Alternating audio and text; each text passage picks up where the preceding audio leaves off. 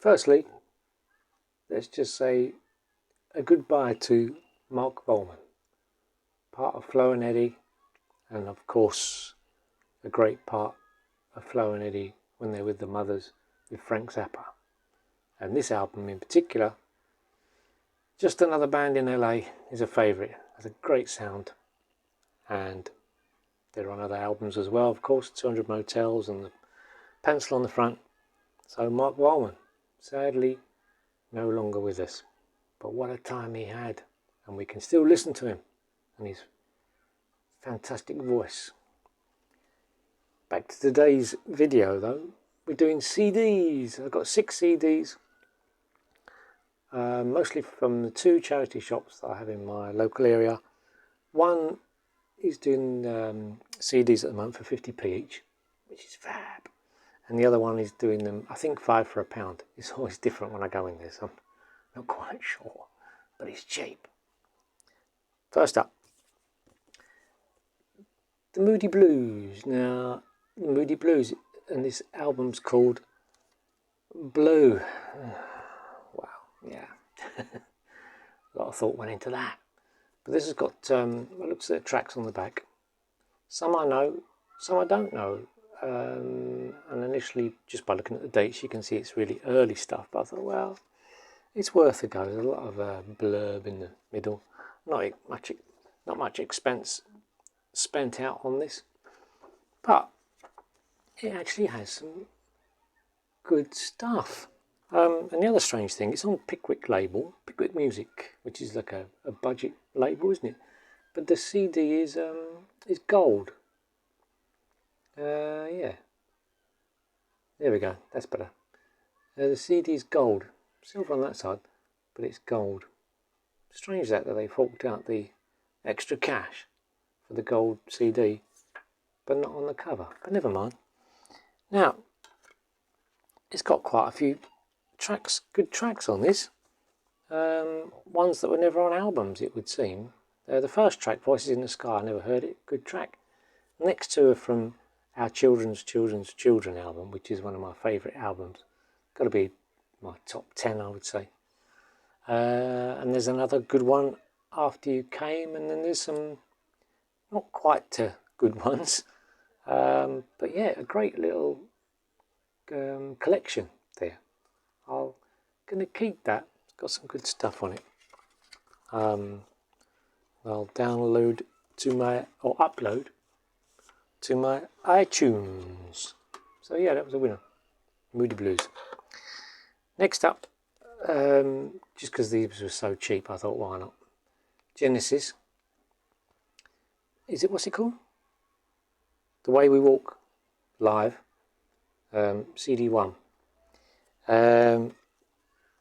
Yeah, there's the... Yes, it's not good. It's really not good.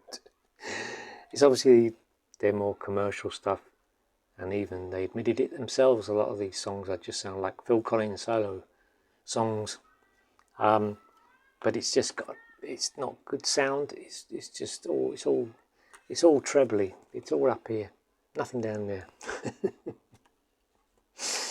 I like a bit down there, not all up there. Moving on quickly. Now this band, interesting cover. Lick the Tins. Now, kind of rang the bell. Rang the bell? Kind of rang a bell. But I'm thinking, I don't know. Again, no expense spared on the cover. And it was on the Mooncrest label as well, which I always think of Nazareth, Mooncrest label. I'm thinking, do I know this? I don't know. A bit fooled by the year, because it says 1991 on here. But this came out early 80s. This was just the date it was reissued. It's really well played, and it has a great sound. If this was early 80s, recorded early 80s, there's just no hint anywhere. It's a really good sound. But there's just one thing that's a bit annoying. Is a penny whistle.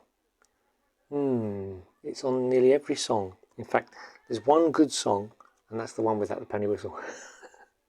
Because it's just a little bit too shrill and toppy, and it's just a little bit too busy. Got a nice song, and then suddenly you think, whoa. You lay off the penny whistle, please. Yeah, it's all right. They do a version of Hey Joe, which doesn't sound like Hey Joe, Jimi Hendrix. But it's too short. It's like 2 minutes. Because when it started up, I thought, oh, this is quite interesting, this one. But it just fades out. I think they put it, maybe they just did it at the end of recording, and then somebody said, oh, put it on the album. Maybe they were just messing about initially. But yeah, if it had been longer, the whole song or something, that might have been a winner as well. But no, this is Lick the Tins, Destined for the Bins, I'm afraid.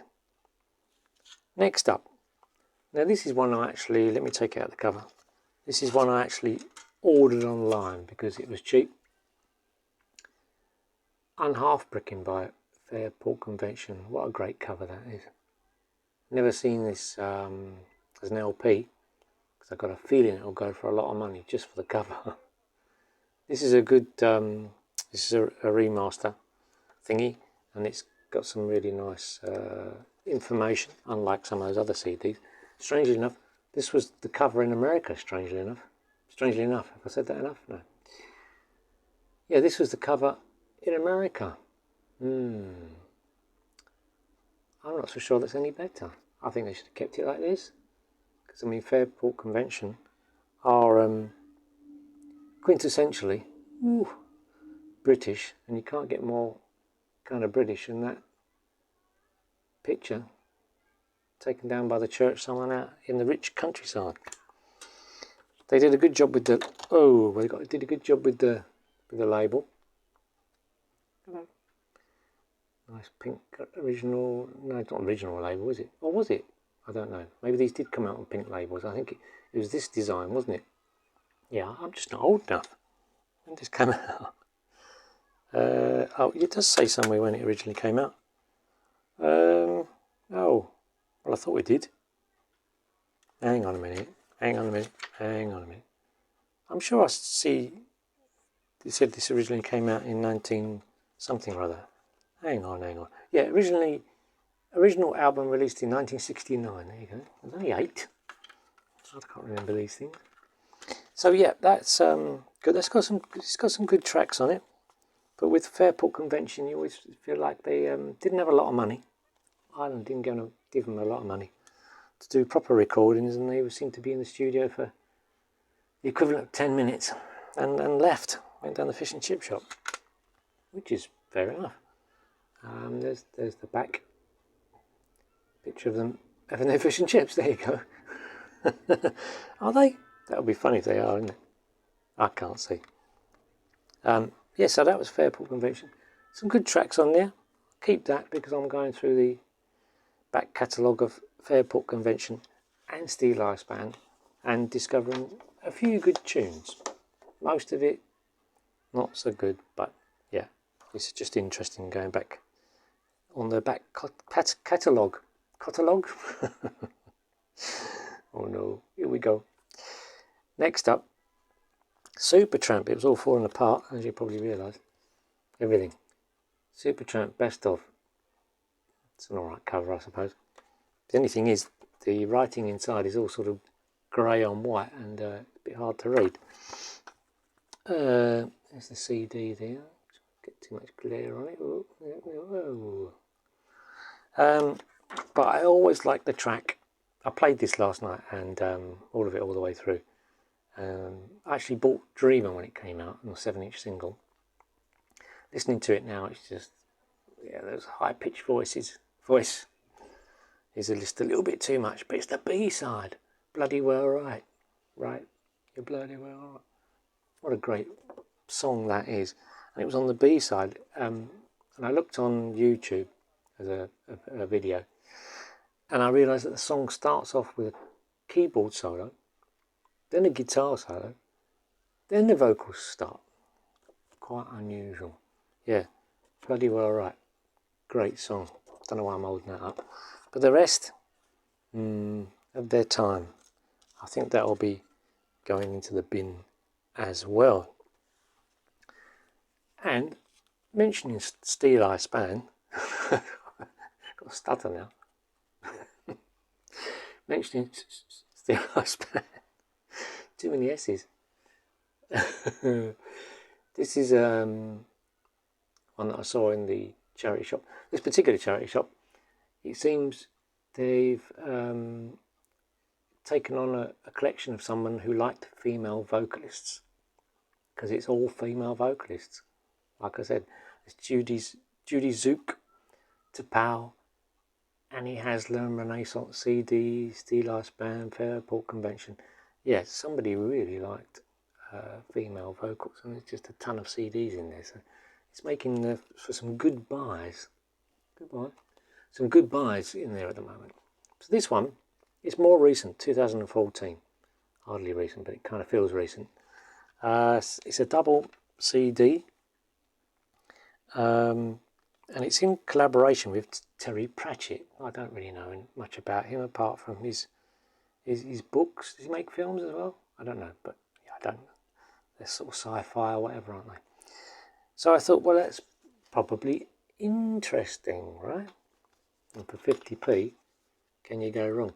The first thing that struck me was, if you look at the writing where it says Wintersmith, I couldn't help thinking of W.H. Smith. Because it's in the same font, isn't it? W.H. Smith. Did they have W.H. Smiths in other countries? I'm not sure. And yeah, as we know, here in the UK, W.H. Smith went out of business and changed its name to, what was it? C.J. Jones, which is kind of the same thing, isn't it? Smith and Jones. Anyway, I bought something in there the other day. In